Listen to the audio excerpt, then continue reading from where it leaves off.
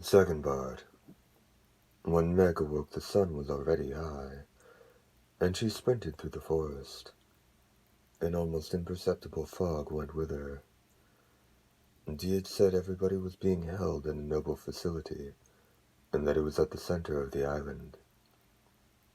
Dee, oh you pain. Try she might forget him. The detestable hunter had planted himself firmly in the girl's head, and didn't show the slightest signs of leaving. Even worse, he had the nerve to make her blood run hot. Would you just stop it? I'll stab you. You're nobody. You're nothing, you know that? If anyone else had heard her running soliloquy, they'd have wondered if she were right in the head. But in the end, it was he who brought Meg back to her senses. She halted, and her eyes blurred with tears at the memory of Toma. And in her heart, the thought that she'd forgotten him so long made her so sick with herself she wanted to die. Just you wait, Toma. I'll avenge you for sure. The girl was a regular fireball, but even she recognized that wasn't the sort of thing she'd normally need to say aloud. She could say it 1,000,000 times, and it'd still just be an excuse. When she realized as much, Meg broke off 3 branches and sharpened them into harpoons. By focusing her attention, she could forget Dee for a while, and she intended to permanently banish him from thought. Page break indicated by a small cross. Meg was walking across level ground. The sun was high but vaguely hidden by fog. After walking for what she thought to be about 30 minutes, she saw something black up ahead. She quickly squatted down. Though the nobility couldn't walk in the light of day, the bothersome creatures they'd created could perform their duties even in sunlight. She waited a little while, but there was no sign of anything moving. Working her nerve up again, Meg started forward. As she got closer, she realized what she'd seen was apparently part of something massive buried in the ground. The scenery had changed completely. The grass was gone, and now dirt was beneath her feet, though the dirt was trapped beneath a black, glassy substance. What's the story with this ground? She murmured, taking in her surroundings. On scattered spots around the harshly glinting plain, parts of some building or an enormous mechanism could be glimpsed. But Meg didn't recognize it.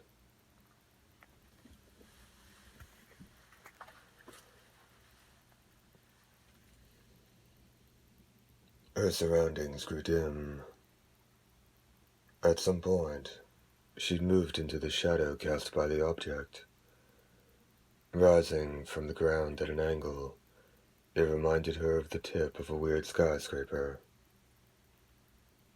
It went 50 feet high, and had it been standing straight, it probably would have reached over 60. Due to its ash-gray surface, it looked like rock, but on closer inspection, it was actually metal. Meg touched the surface, which had violent pits and bulges all over it.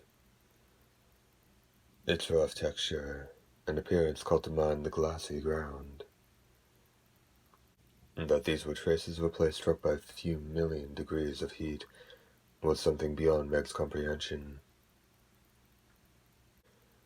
Being in this world of silence made Meg uneasy. Though she could look up and see the sun and birds winging across the sky, here alone she couldn't sense even the faintest signs of life.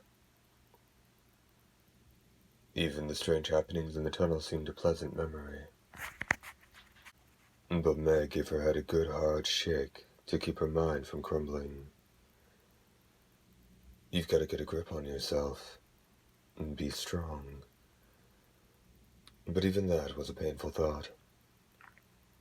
A dull sound came from somewhere. As it spread, it had a ring to it that made her think of something low, heavy, and mysterious. Meg got the feeling something preposterous was happening. What? The girl murmured.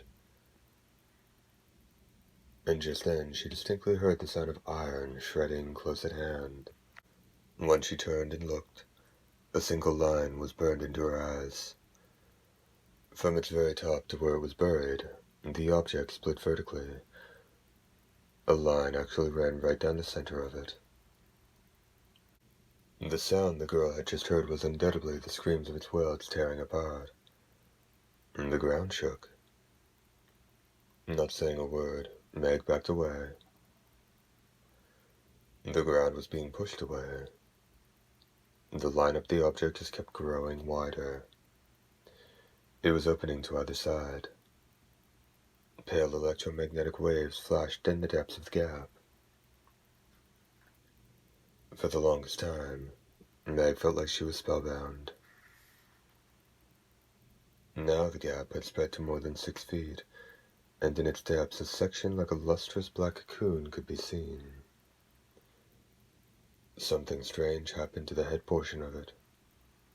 Though Meg couldn't see from where she was, a hole, about 6 feet in diameter, had opened in it.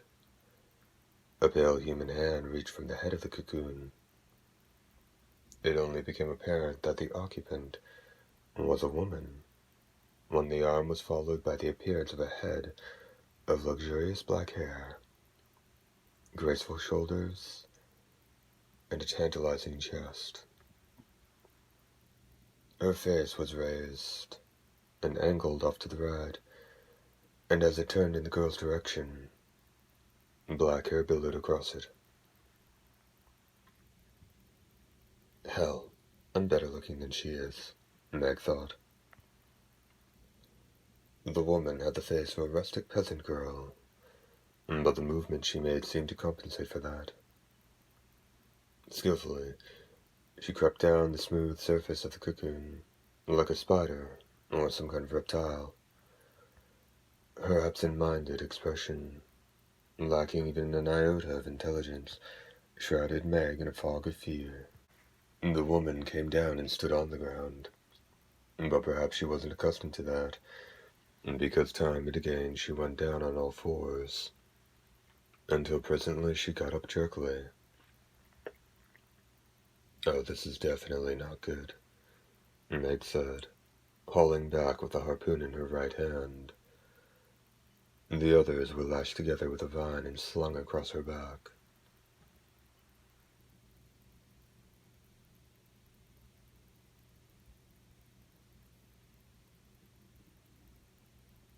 Extending her left hand, she gauged the distance to the woman.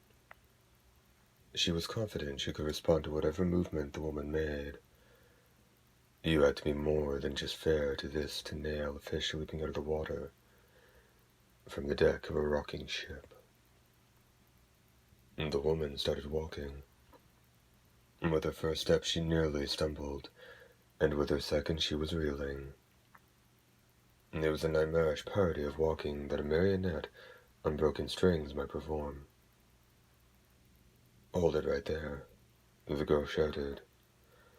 The woman halted for an instant, then began walking again. Are you one of those old settlers? I came over from the same village. I'm here to save all of you. Meg looked into the woman's eyes and gave up. Putting her strength into her right arm, she trained her eye on the woman's chest. The woman suddenly vanished. When she leapt up with unbelievable speed, Meg's wooden harpoon pierced her through the left arm. The force of the impact stopped her for a moment, and then the woman bent back far. She righted herself, including the harpoon in her arm. And it wasn't just that she'd sprung back up. The harpoon sped forward too. Meg was aware that it pierced the left side of her chest. The girl lay flat on her back, and the woman sailed lightly down on top of her. Her mouth opened with a hiss. Inside her is like ice picks, where the last thing Meg saw before her consciousness was swallowed up by pitch blackness. Page break indicated by a small cross. That girl's gonna follow you for sure, The hoarse voice was heard to say, and just as sure, she's gonna run into them. Too bad she doesn't have a chance of making it through alive. How's that make you feel? She chose her own path, Dee replied. The young man's conclusions were quiet and cold, like a blade. If anyone had been there to hear it, it probably would have felt like fate. Oh, I see. By the way, the fog's gotten oddly heavy. The area around the steed and its rider was bleached white. He, too, was out in the middle of a plain. Can't make out our position from the 3D sensors or the tracking satellites. But this fog... Are you trying to say it acts as a sensor that wouldn't let even an insect slip through? The hunter asked. Probably. Either they'll be lying in wait for us, or they'll come after us. No matter which, it's all the same to you, I suppose. Even the head of the cyborg horse had disappeared from Dee's field of view. Stop, the hoarse voice demanded. It came from the vicinity of Dee's left hand, which gripped the reins. The horse stopped. That was all. There was no change in Dee, not the slightest hint of murderous intent into the world of white. What is it? Dee inquired. Nothing. It's just dangerous. Dee looked overhead. With the palm of his left hand shading his face from the sun, it was an expanse of blue sky. Yet his surroundings were a thick sea of fog. So that's it, the left hand said, sounding satisfied. Mind your horse's position. A long time ago, I heard about a way of killing sort of like this. From whom? Apparently this was a sensitive subject, and the hoarse voice fell silent for a moment before saying, Through the grapevine. Suddenly, in a low, intense tone, it added, See, here it comes. The black horse tore into the ground at almost the same time. A stark light filled the world. Waves of heat struck the rider's back. Left. As his steed touched back down to the ground, Dee pulled on the reins. Hooves kicked up the soil. The steed's front legs creaked from the load this rough handling placed on them. Dee shot a quick glance over to the first spot he'd landed. Beyond the fog, there was nothing. There was no ground, and even that space didn't exist. He could sense only nothingness. Dee or not, there was no saying what might have happened to the rider had he stayed there. As if looking for the answer to that, the white light flashed. If Dee had looked up, he might have witnessed a beam of light shooting from where the sun shone in the blue sky.